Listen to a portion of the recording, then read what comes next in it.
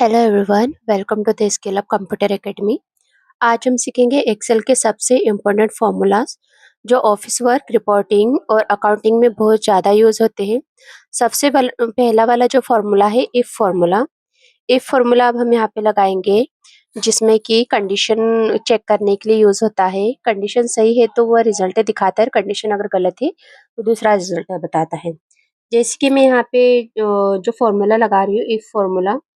If formula के बाद में मैंने जो रेंज सिलेक्ट की है और सेल्स की है, बिकॉज मुझे ये जानना है यहाँ पे कि जिसकी भी 90,000 से ऊपर सेल हुई है तो इट मीन्स कि उसने जो टारगेट है अचीव कर लिया है। तो यहाँ पे डबल ब्रैकेट में हम लिखेंगे, सॉरी डबल कोट में लिखेंगे अचीव, देन अगर अचीव नहीं हुआ है तो नॉट अचीव। नॉट अचीव लिख लिया। उसके बाद में जो है देखो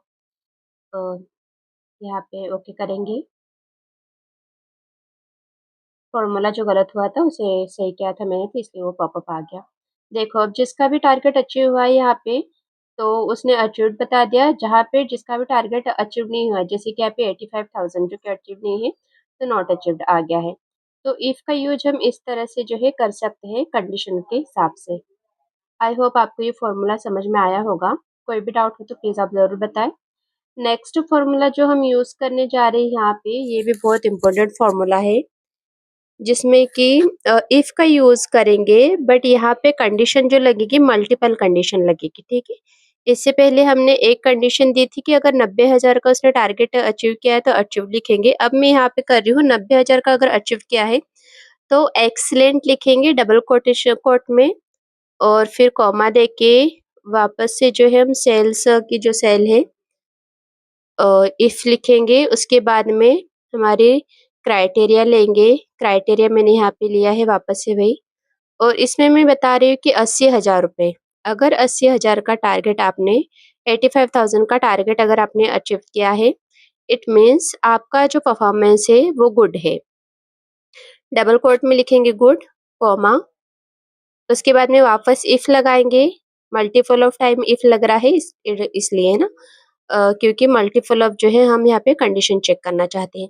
अगर आपने 80,000 का टारगेट अचीव किया है तो यहाँ पे है आपको जो इम्प्रूवमेंट करना जरूरी, दैट्स वाई यहाँ पे मैं लिखूंगी डबल कोट में नीड इम्प्रूवमेंट। ठीक है, तो यहाँ पे डबल कोट करके देन ब्रैकेट लगाएंगे। 3 बार कंडीशन दी है इसलिए 3 बार ब्रैकेट लगाएंगे, ब्रैकेट क्लोज करेंगे, एंटर करेंगे, ड्रैग डाउन करेंगे। तो इस तरह से जो भी क्राइटेरिया जैसे कि हमने दिया था, कंडीशन जैसे मैच हो रहा है वैसे वैसे वो कंडीशन यहाँ पे लिखी हुई आ रही है। ठीक है, नेक्स्ट फॉर्मूला है हमारा सम इफ का। अब देखो सम इफ का यूज हम एक कंडीशन जानने के लिए करेंगे। देखो जैसे मैंने यहाँ पे रेंज दी, रेंज में से यानी कि मुझे डिपार्टमेंट की रेंज में से जानना है किड्स वेयर डिपार्टमेंट की सेल कितनी हुई है। तो ये देखो 2 बार किड्स वेयर डिपार्टमेंट है तो उसने टोटल जो है 1,65,000 की जो टोटल सेल हुई है वो बताई है। नेक्स्ट फॉर्मूला है हमारा सम इफ सम IFS। ठीक है, इसमें डबल कंडीशन यहाँ पे लगानी होती है। सम इफ लगा लिया, सम रेंज आएगी, सम रेंज में हमारे साथ जो डिजिटल आती है ठीक है, नंबरिकल मतलब जो डेटा आता है तो उसे मैंने सिलेक्ट किया। उसके बाद डिपार्टमेंट दिया, डिपार्टमेंट में मुझे ग्रोसरी का जानना है, दैट्स वाई।